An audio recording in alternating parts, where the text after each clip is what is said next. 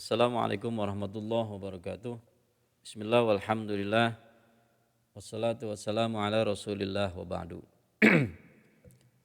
Adik-adik siswa-siswi kelas 11 Madrasah Ali Al-Falah, kita akan mencoba untuk membahas tentang salah satu materi dalam pelajaran Al-Quran Hadis, yaitu hakikat manusia. Kita ini siapa sih gitu? Hakikat manusia. Kemudian apa kedudukan kita di hadapan Allah, kemudian bagaimana posisi kita dibandingkan dengan makhluk yang lain, ya, kita ini sebagai manusia itu apa. Nah, sebelum saya akan berlanjut pada materi berikut yang menjelaskan tentang beberapa ayat dalam Al-Quran tentang hakikat manusia, coba kalian simak dulu video ini yang menjelaskan bagaimana posisi kita di hadapan makhluk lain, ya, bagaimana posisi kita di hadapan Allah Subhanahu wa taala. Nah, silakan kalian untuk menyaksikan video ini.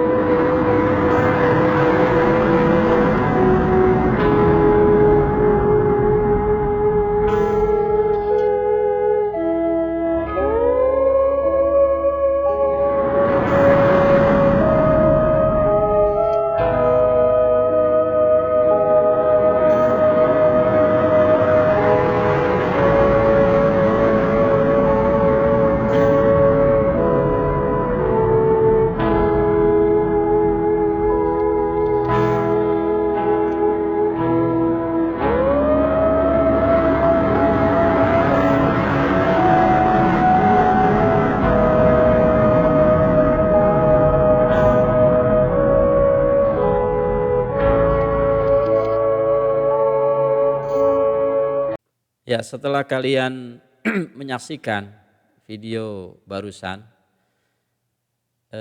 intinya kita merasa bahwa kita ini nggak ada apa-apanya gitu. Manusia ini ibaratnya hanya setitik debu dari sekian banyak debu-debu makhluk Allah yang ada di alam semesta ini. Apalah kita dibandingkan dengan malaikat, apalah kita dibandingkan dengan planet-planet yang begitu besar. Ya kalau bumi yang kita tempati ini saja sedemikian kecil dibandingkan dengan planet yang begitu besar yang sudah Allah buat. Itu baru makhluk Allah, apalagi dengan Allahnya. Jadi apalah kita ini di hadapan Allah Subhanahu wa taala. Nah, lebih rinci lagi kita coba lihat pada surah Al-Mu'minun ayat 12 sampai 14. Di situ Allah menggambarkan bagaimana proses penciptaan manusia. Allah menyatakan na'udzubillahi minasyaitonirrajim. Bismillahirrahmanirrahim. Walaqad khalaqnal insana min sulalatin min tin. Thumma ja'alnahu nutfatan fi qararin makin. Thumma khalaqnan nutfata 'alaqah. فخلقنا العلقة مضغة فخلقنا المضغة عظاما فكسونا العظام لحما ثم أنشأناه خلقا آخر فتبارك الله أحسن الخالقين.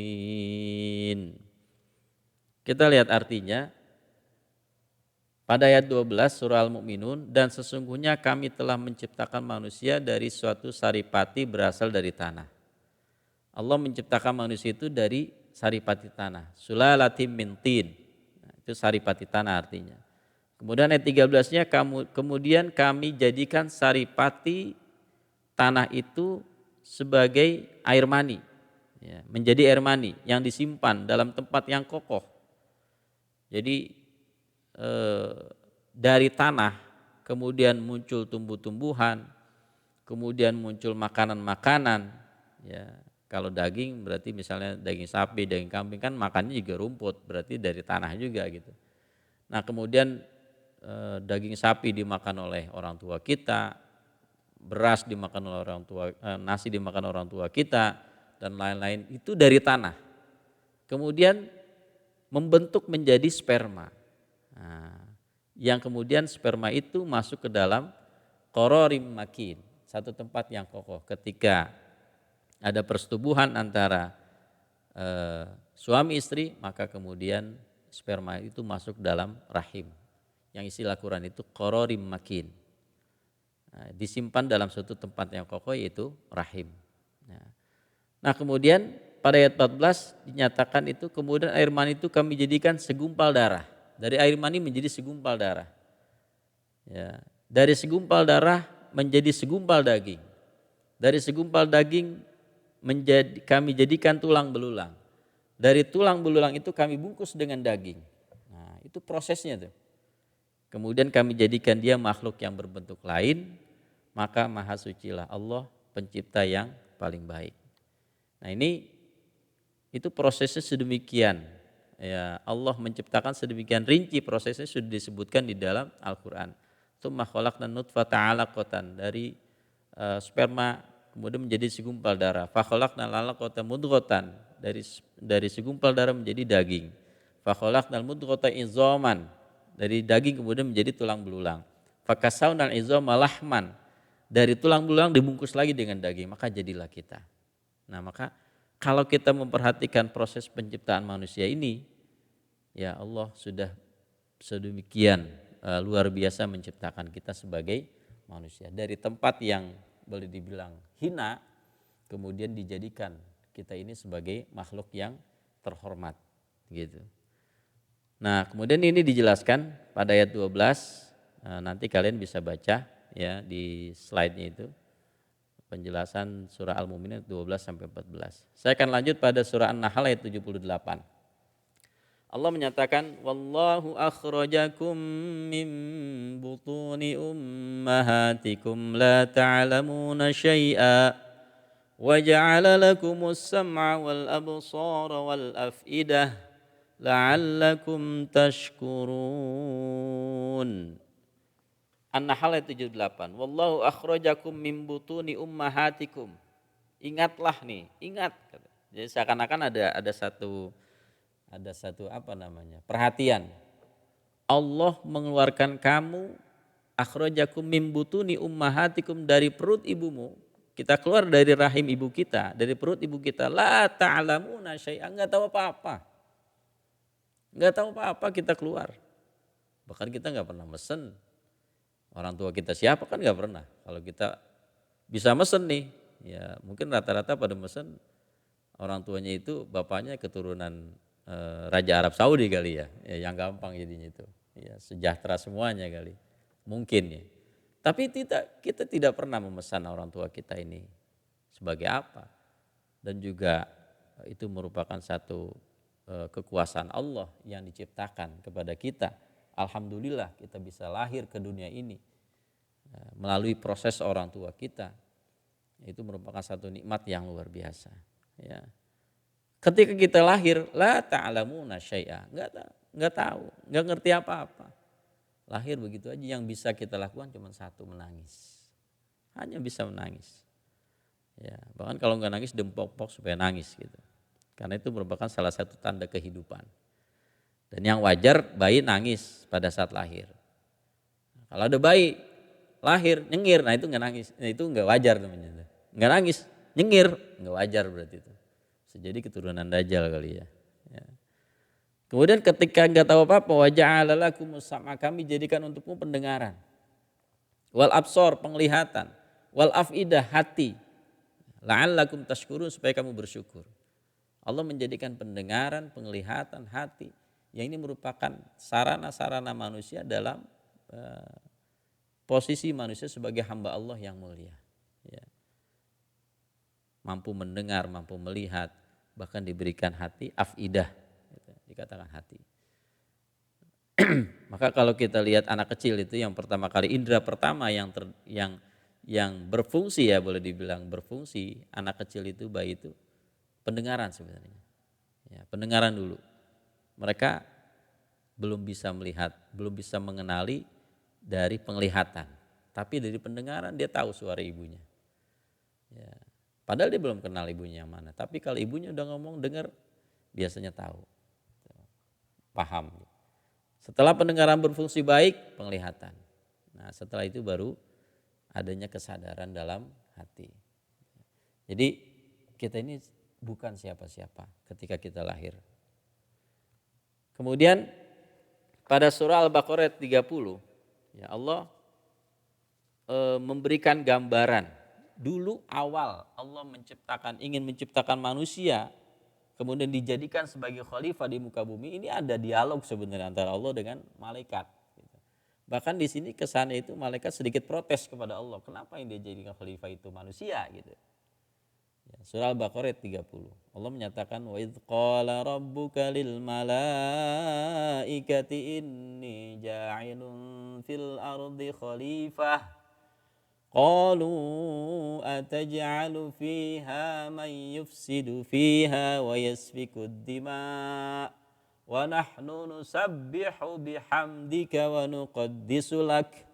Qala inni a'lamu ma la ta'lamun. Wa idz qala rabbuka lil malaikah, ingatlah ketika Tuhanmu berkata kepada malaikat, inni ja'ilun fil ardi khalifah. Sungguhnya aku akan menjadikan khalifah di muka bumi. Malaikat merespon, qalu, mereka berkata para malaikat, ataj'alu fiha ma yufsidu fiha wa yasfikud dima. Mengapa engkau menjadikan di muka bumi zat yang akan merusak bumi? Yufsidu fiha, dia akan merusak di dalam bumi. Wa yasfikud dima, dan akan mengalirkan darah. Banyak pertumpahan darah di situ. Wa nahnu nusabbihu bihamdika, sedangkan kami ini makhluk yang selalu bertasbih kepadamu, memujimu. Wa nuqaddisu lak, mensucikanmu. Malaikat ini sedikit protes pada saat itu. Karena menurut mereka nanti bumi bisa hancur gitu. Apa kata Allah? Qala inni a'lamu ma la ta'lamun. Aku lebih mengetahui daripada apa yang kau ketahui. Maka dibuktikan tuh oleh Allah pada ayat 31 bahwa apa yang Allah kehendaki itu benar gitu.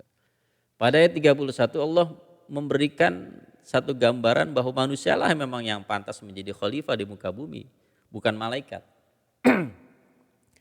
Kata Allah wa'allama, dalam firman Allah itu wa'allama Adam al-asma'a kullaha thumma 'aradahum 'alal malaikah faqala ambi'uni bi asma'i haula'i in kuntum shadiqin. Allah mengajarkan kepada Nabi Adam beberapa nama di muka bumi. Beberapa nama ya. Kullaha, semuanya. Allah ajarin itu Nabi Adam. Thumma 'aradahum 'alal malaikah, kemudian disodorkan kepada malaikat. Ya. Diperlihatkan kepada malaikat. Faqala, kemudian Allah bertanya, Allah menyatakan ambiuni bi asma'i haula'i in kuntum shadiqin. Coba kalau memang kamu benar menyatakan bahwa apa yang saya ingin lakukan itu sebagai satu hal yang salah, berikan kepadaku nih nama-nama yang ada ini siapa? Apa namanya? Nah, apa kata malaikat? Ya. Qalu subhanaka la ilma lana illa ma 'allamtana innaka antal alimul hakim. Malaikat menjawab, Maha suci Engkau, tidak ada yang kami ketahui selain dari apa yang telah Engkau ajarkan kepada kami. Sungguhnya Engkaulah yang Maha mengetahui lagi Maha bijaksana. Jadi malaikat ya begitu, apa yang diajarin itu ada. Itulah yang dia ketahui. Boleh dibilang pengetahuannya malaikat itu statis gitu. Statis. Ya kalau kita lihat misalnya pertanyaan munkar nakir nanti di kubur itu nggak akan berubah. Pasti man rabbuka, man nabiyuka, madinuka, itu nggak akan berubah. Kemudian ma ikhwanuka, ma kitabuka, pasti begitu. Siapa Tuhanmu, siapa nabimu, apa agamamu, apa kitabmu, siapa saudara-saudaramu, itu pasti begitu, nggak berubah. Kalau manusia kan nggak, manusia punya daya kreatif gitu. Bentuk pertanyaan aja bisa dirubah sama manusia.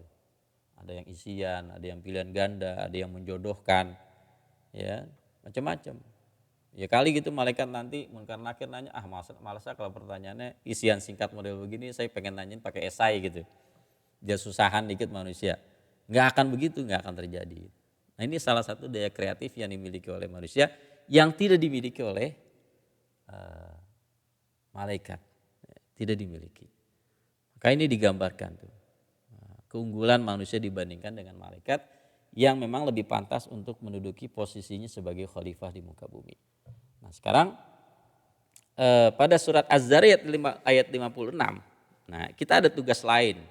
Jadi ketika Allah menciptakan manusia sebagai khalifah di muka bumi, ada tugas lain manusia, yaitu sebagai hamba Allah. Pada surat Az-Zariyat ayat 56, Allah menyatakan wa ma khalaqtul jinna wal insa illa liya'budun. Tidaklah aku ciptakan jin dan manusia melainkan untuk beribadah kepadaku, menyembahku. Jadi tugas manusia di muka bumi ini selain sebagai khalifah, sebagai hamba Allah yang menyembah Allah Subhanahu wa taala. Kalau dua tugas ini bisa dilaksanakan oleh manusia, maka manusia akan selamat fid dini wad dunya wal akhirah. Mari sama-sama kita ya renungkan tugas kita di muka bumi ini, tugas kita sebagai manusia. Jangan kita hanya sekedar menikmati ya kehidupan tanpa makna yang kemudian nanti akan menjadi penyesalan buat kita karena banyak membuang-buang waktu yang tidak ada maknanya, tidak ada manfaatnya. Kita yakini bahwa kita ini adalah makhluk Allah sebagai khalifah yang harus memberikan manfaat kepada orang-orang sekitar kita dan juga tidak kita tinggalkan tugas kita sebagai hamba Allah yang mengabdi Allah Subhanahu wa taala. Ini saja yang dapat saya sampaikan pada materi tentang hakikat manusia kita di muka bumi ini dan tugas-tugasnya. Terima kasih. Saya akhiri, wabillahi taufiq wal hidayah. Wassalamualaikum warahmatullahi wabarakatuh.